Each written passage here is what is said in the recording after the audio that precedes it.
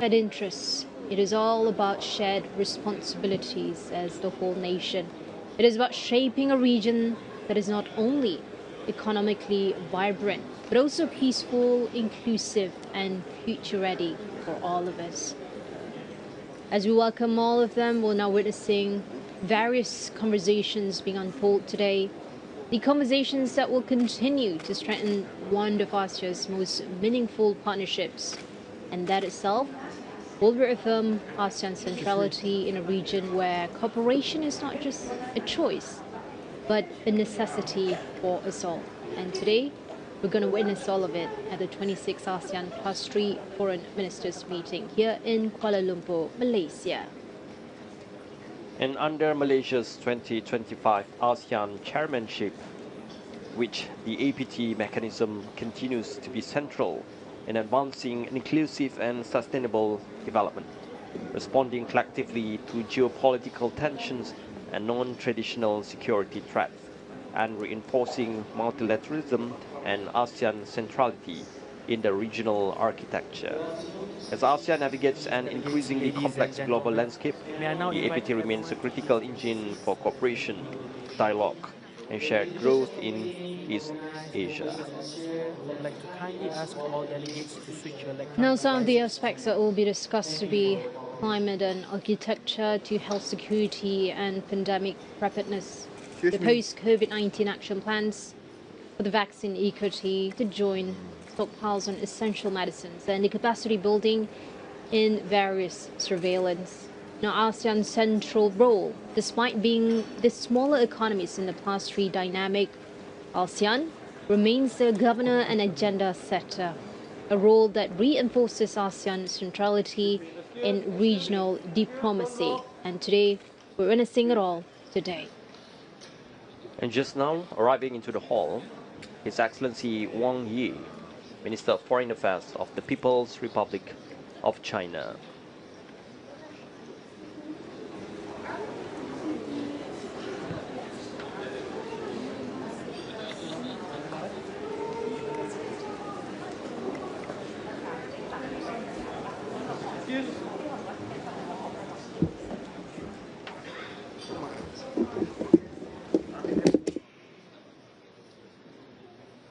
As these foreign ministers gather today, they bring in with them not only the interests of the nations, but the hopes of a region striving to stay united in uncertain times.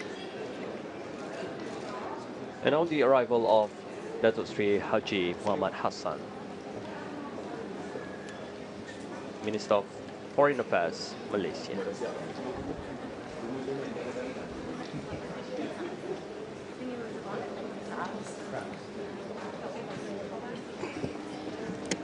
With each arrival signals commitment. Today's discussions will signal convergence of various things such as policies, interests, and aspirations. And the room, they will now fill not just the conference hall. This is a space where ASEAN's future is being mapped in real time. And just now we welcome the arrival of our distinguished +3 partners, the foreign ministers and representatives from China, Japan, and Republic of Korea.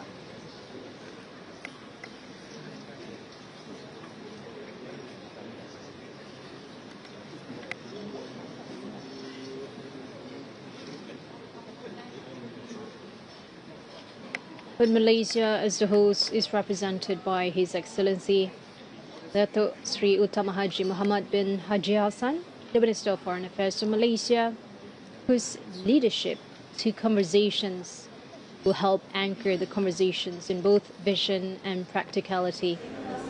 Now each delegation takes their seats to conversations and meetings with each other. We're all aware and we can feel the weight of both history and the possibility up in the air. The ASEAN+3 framework, originally established in the aftermath of the 1997 Asian financial crisis, has definitely matured into a deeply institutionalized mechanism for various dialogues and coordination. And all delegates are now invited to take their seats as the 26th ASEAN+3 Foreign Ministers meeting is about to begin. And this important meeting will be chaired by His Excellency Datuk Sri Muhammad Hassan, Minister of Foreign Affairs of Malaysia, in his capacity as chair of the ASEAN Foreign Ministers meeting in 2025. And today's session marks a key platform for ASEAN and its +3 partners, China, Japan, and the Republic of Korea, to review ongoing cooperation and chart new paths forward in areas such as economic integration, regional security, food and energy resilience, and public health collaboration.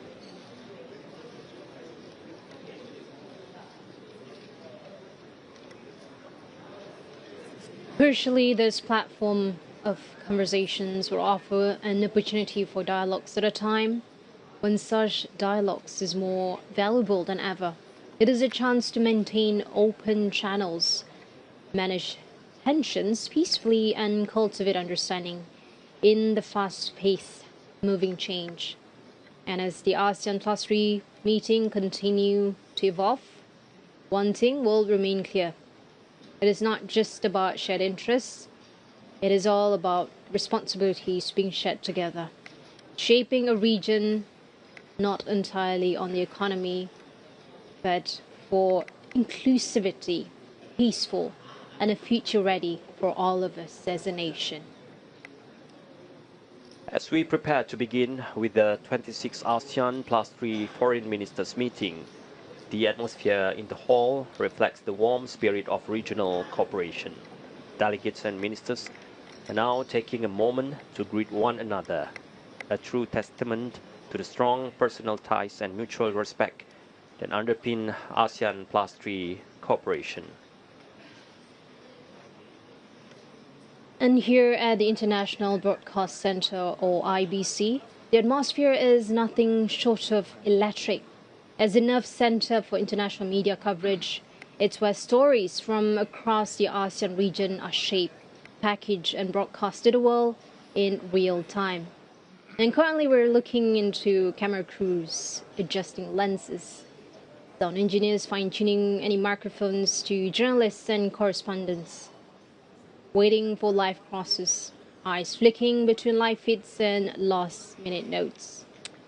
We also take this opportunity to acknowledge the presence of members of the international media who are with us here today, representatives from major news agencies, television networks, and press outlets from across ASEAN member states, as well as from our +3 partners, China, Japan, and the Republic of Korea, are in attendance to cover today's proceedings.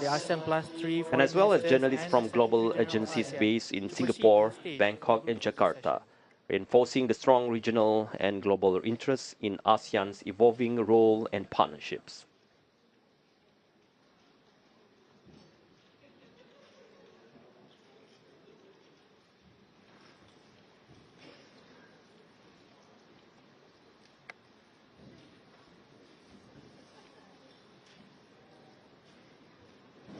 And before we officially commence the 26th ASEAN+3 Foreign Ministers meeting, we will now proceed with the official photo session.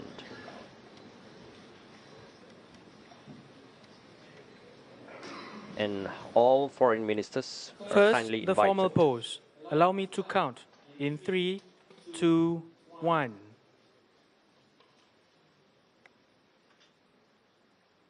And now the ASEAN way. Right hand over the left. Allow me to count once again in 3, 2, 1. Thank you, Excellencies. You may kindly return to your seats. And this commemorative photo marks yet another milestone in our long-standing ASEAN+3 cooperation, reflecting unity, shared purpose, and a collective commitment to regional peace, stability, and prosperity.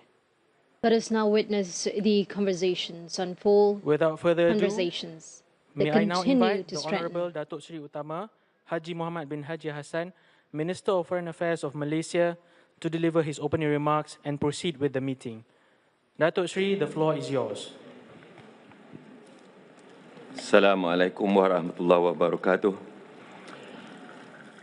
His Excellency Iwaya Takashi, Minister of Foreign Affairs of Japan, Coordinator of the +3 countries, His Excellency Wang, Minister of Foreign Affairs of the People's Republic of China, His Excellency Park Yoon-joo, First Vice Foreign Affairs of Republic of Korea, ASEAN Foreign Ministers, Excellencies.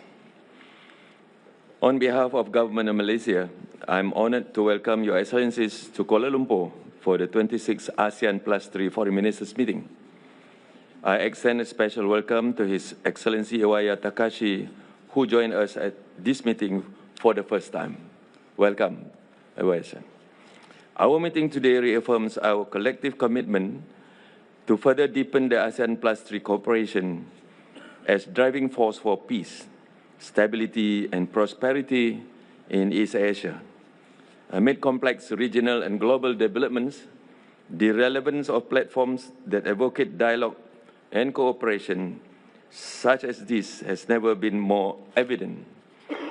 The ASEAN+3 cooperation was established in 1997 to coordinate a regional response to the financial crisis at that time. Over the years, the region has weathered a few other challenges. Through it all, we have stood firmly together, coordinated our response, endured and overcome. Consequently, the ASEAN+3 has evolved into one of the region's most enduring frameworks of cooperation. It is a hallmark of teamwork that is dependable and dynamic and adapt at navigating complex regional realities. It enables us to consult, coordinate, and cooperate not only in times of crisis, but also in our collective pursuit of sustained peace, inclusive growth, and shared resilience in East Asia. Today, we are once again being tested. The region is facing a storm that might be called the perfect storm. The challenges are multifold, ranging from intensifying great power rivalry, economic fragmentation, technological disruptions, and transboundary threats. Unilateralism and nationalism are on the rise, marginalizing multilateralism that is essential for a stable world order. Nevertheless, Excellency, I'm confident that our collective steadfastness and strong commitment to dialogue and cooperation, we will again prevail. There have been some encouraging developments recently. These include the endorsement of the Rapid Financing Facilities, RFF, under the Chiang Mai Initiative Multilateralism, as well as the momentum from the leaders' statements on electric vehicle ecosystem 2023 and on strengthening connectivity on regional supply chains. These are not isolated achievements. They illustrate the APT's capacity to generate value, respond with agility, and lead with foresight. Looking ahead, the ASEAN+3 must remain agile, well-coordinated, and forward-looking to ensure continued relevance and impact. This requires us to embrace frontier technologies. ASEAN's regional digital transformation is projected to drive approximately USD 2 trillion in regional GDP, with the expertise of China, expertise of Japan, and expertise the ROK in digital technologies. The opportunities and potential returns are massive.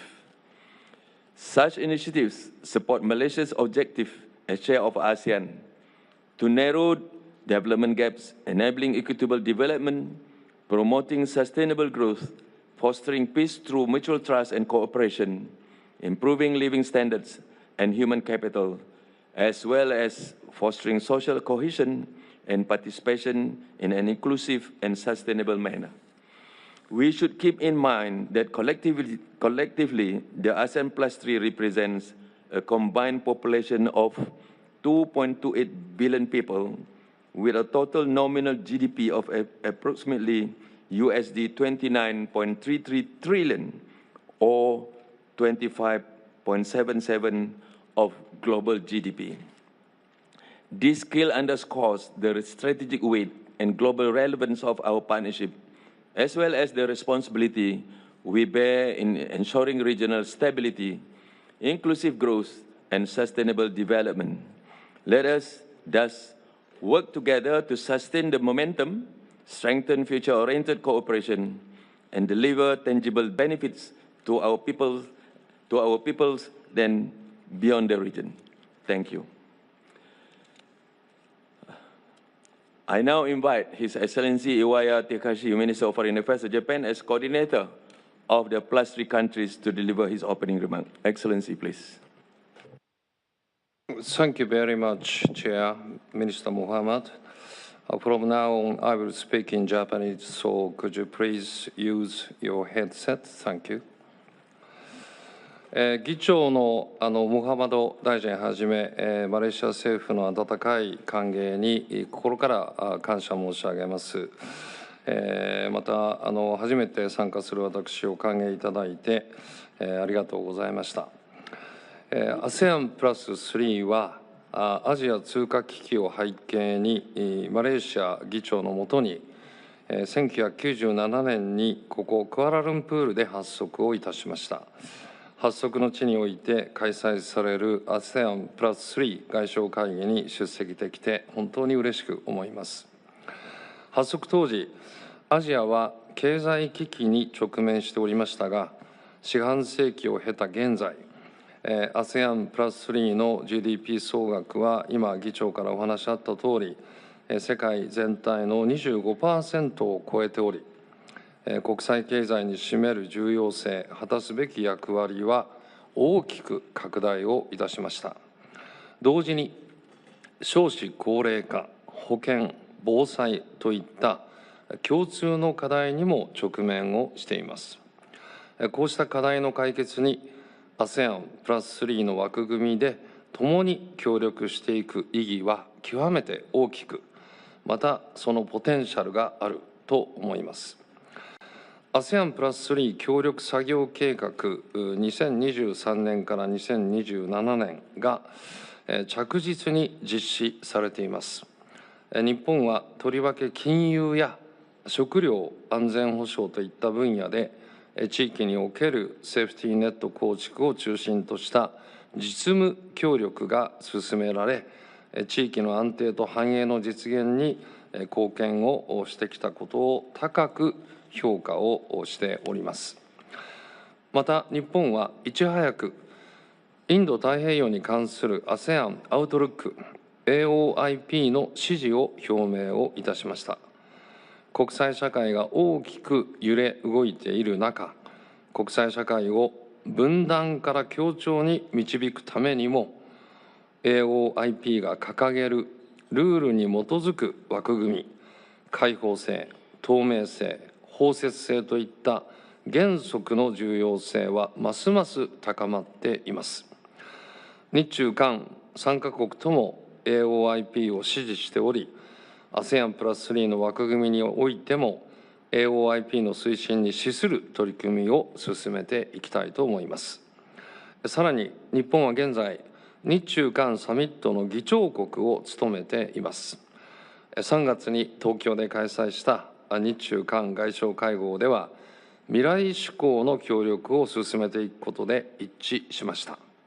また、ASEAN の中心性を尊重しつつ、ASEAN と連携を強化していくことを確認をいたしました。日中韓プロセスと ASEAN+3 協力は相乗効果があります。今後開催する日中韓サミットも念頭に、ASEAN にも資する未来志向の協力を進めていけるように、中国、韓国と引き続き緊密に連携していきたいと思います。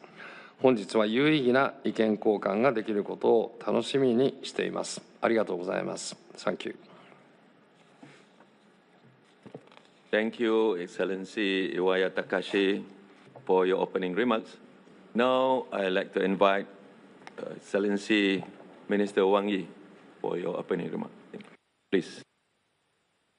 很高兴出席10+3的外长会，感谢穆罕默德外长为会议做出的周到安排。东盟同中日韩合作机制建立以来，各领域的合作成效显著，助力东亚成为世界最具活力的地区。事实一再证明，我们是搬不走的邻居，休戚与共，命运相连，团结合作是我们唯一和必然的选择。当前东亚形势总体是好的，聚焦发展、致力合作是大势，是主流。同时，我们也面临单边保护主义的冲击，个别大国滥施关税等挑战。形势越是复杂，10+3合作也要顺应大势，排除干扰，担当作为，同舟共济，不断增强合作动力，提升发展韧性，持续推进区域一体化进程，建设好我们的共同家园。我们要强化危机应对能力。中方欢迎在清迈倡议多元多边化下设立快速融资工具，并且以可自由使用的货币出资。今年5月，中方向10+3宏观经济研究办公室中国技术援助信托基金续捐了400万美元，支持成员维护金融稳定能力的建设。10+3大米紧急储备建设不断的推进，中方已落实本季度对该机制的捐资，正在积极的开展实物大米的投放。我们要推进经济一体化进程。RCEP 生效实施3年多来，有效地促进域内的贸易投资。24年贸易额达到了5.7万亿美元，比全年增长2.7%。中方愿意继续通过 RCEP 经济技术合作专项的捐款，积极协助东盟国家提升协定的实施能力。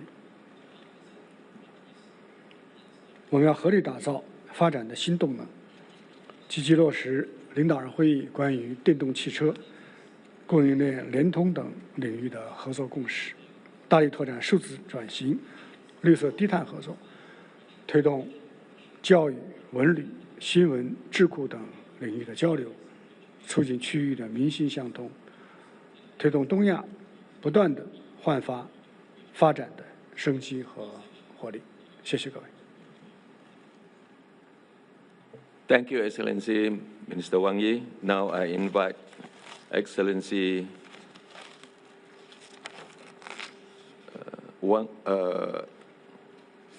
Excellency Park Yoon-joo from Korea, please. Thank you, Mr. Chair. I'd like to echo others in expressing gratitude to Minister Mohammad and your team for warm hospitality and wonderful arrangement. My appreciation also extends to Minister Iwaya for your leadership as the chair of the Trilateral Cooperation. Excellencies, the ROK has been working together with its neighbors, Japan and China, to revitalize trilateral cooperation. In particular, I would like to highlight President Lee's phone calls with Prime Minister Yoshida and President Xi. Within a week after assuming office on June 4th. I hope the reinvigorated trilateral cooperation and the ASEAN+3 mechanism will continue to build on each other. Since 1997, the ASEAN+3 has produced practical and tangible achievement in addressing regional challenges, including financial crisis, natural disasters, COVID-19. As acknowledged at the finance ministers meeting in May, the ASEAN+3 is expected to remain a key driver of global economy, contributing to more than 40% of global growth over the medium term. In this regard, the role of ASEAN+3 has become all the more important today, amid rising global geopolitical and economic uncertainties. Finance, food security, and future generation empowerment are perhaps the three areas where the mechanism has achieved the most tangible outcomes. On finance, Korea co-hosted the APT Finance Ministers meeting with Laos PDR last year, where member states agreed to strengthen Chiang Mai Initiative multilateralization by introducing the Rapid Financing Facility. On food security, Korea has been the largest contributor to the APT Emergency Rice Reserve since its establishment in 2013, providing nearly 70% of the whole stockpile. On future generation empowerment, the APT Center for Gifted in Science holds student camp and teachers workshop every December in Korea. Over 1,400 students and 400 teachers have benefited from the center's activities. As one of the most comprehensive and functional mechanisms in the region, the ASEAN+3 can do more to jointly tackle challenges common to the region. I look forward to hearing your valuable insight on exploring these areas on pulling our effort. Excellencies, allow me to close my opening remarks by reaffirming Korean government's emphasis on ASEAN and ASEAN-led mechanisms, as well as our support for ASEAN centrality. The Korean government will work with ASEAN, Japan, and China to translate ASEAN Community Vision 2045 into concrete ASEAN+3 cooperation. Thank you. Thank you, Excellency Park Yoon-jo, for your opening remarks. I would like to thank media to invite you to have a coffee break, and we meet you outside afterward. Thank you. Excellencies, the professional agenda for this meeting has been circulated as in document number 1, and we have altogether 6 agenda or items listed in the professional agenda. I think we can agree to that. And after that, we have one proceeding, document number 2, business arrangement, no issue. Then after that, we're going to hear this deliberation by the Secretary General. And then after that, we are going to proceed with this agenda 3 and 4. We read it together on exchange view of regional international development. And with that, I invite Excellency Dr. Kao, the Secretary General, for your deliberation. Thank you. Thank you. Your Excellency Dr. Seri Atama Haji Muhammad bin Haji Hassan, Minister of Foreign Affairs of Malaysia.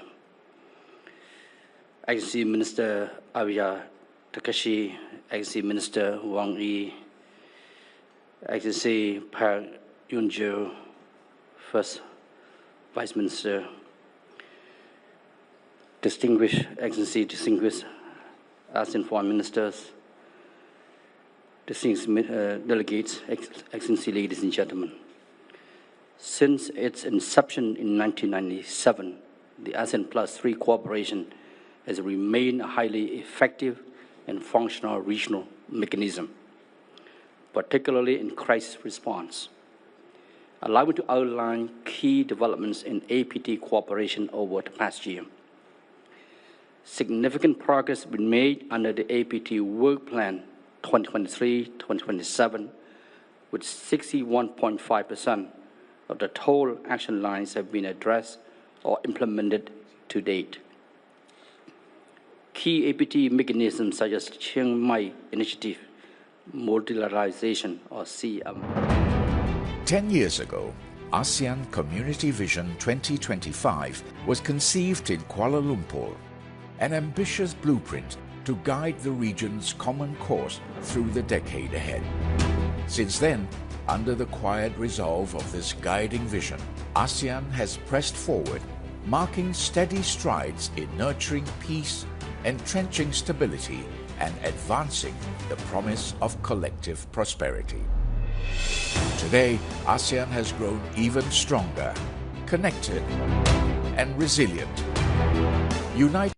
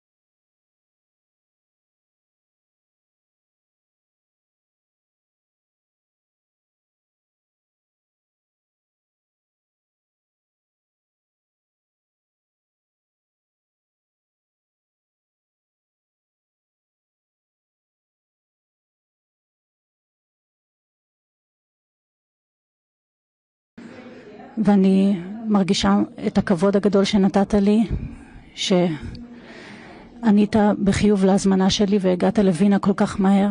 זה מראה על מערכת יחסים הקרובה שיש בין שתי המדינות שלנו, וכמה אתה מוכן לקיים דו-שיח בין שתי המדינות שלנו, גם כשיש נושאים קשים על השולחן. אני שמחה.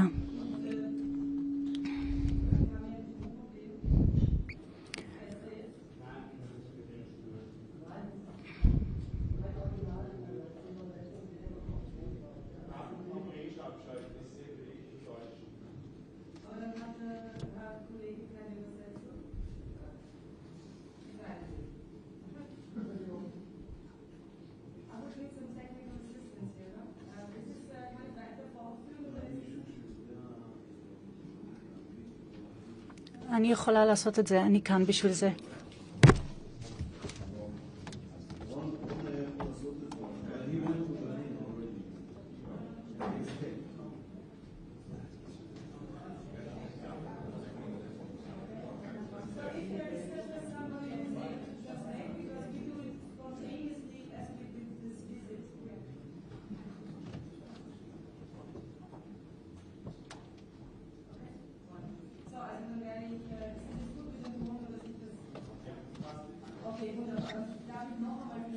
Es ist mir eine große Freude ist, Sie beide hier in Wien begrüßen zu dürfen, dass ich sehr dankbar noch immer bin für unseren Dialog bei meiner Nahostreise und dass die rasche Annahme der Gegeneinladung nicht nur ein Zeichen der Anerkennung der guten Beziehungen unserer beiden Länder ist, sondern vor allem auch der Möglichkeiten, die Dialog bietet, gerade auch in Zeiten, wo es schwierige Themen gibt, die man miteinander zu besprechen hat.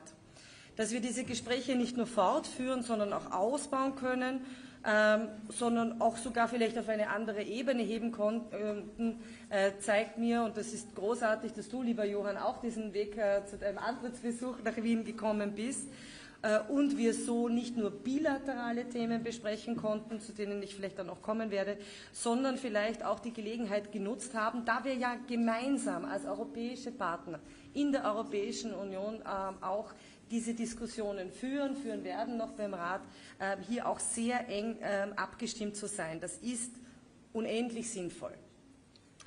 Sehen Sie, die Diskussion in den vergangenen Wochen, gerade auf europäischer Ebene, war intensiv.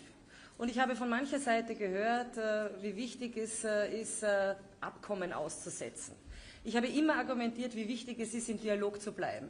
Wie wichtig es ist, das Gespräch aufrechtzuerhalten und auf politischer Ebene, auf der Ebene des Dialogs gemeinsam zu Lösungen zu suchen. Und so wie ich das letzte Woche auch gesagt habe, bei meiner Reise im Nahen Osten, ich sehe tatsächlich eine historische Chance, ein Window of Opportunity für Frieden in der Region und damit nicht nur für Frieden, sondern auch für eine Stabilisierung der gesamten Region und für Wohlstand in der Region. Es ist etwas in Bewegung gekommen, was uns Anlass gibt, auch neue Hoffnung zu sehen und neue Entwicklungen zu sehen. In Doha sind die Gespräche bezüglich eines Waffenstillstands weitergeführt worden, auch bezüglich natürlich der nötigen Freilassung aller Geiseln, die sich immer noch in der Gewalt der Hamas befinden. Es gibt hier Fortschritte. Das ist uns ein großes Anliegen. Nach 642 Tagen Krieg ist hier eine Einigung überfällig. Und lassen Sie mich sagen, ich habe gestern gelesen die Nachricht, die uns Hoffnung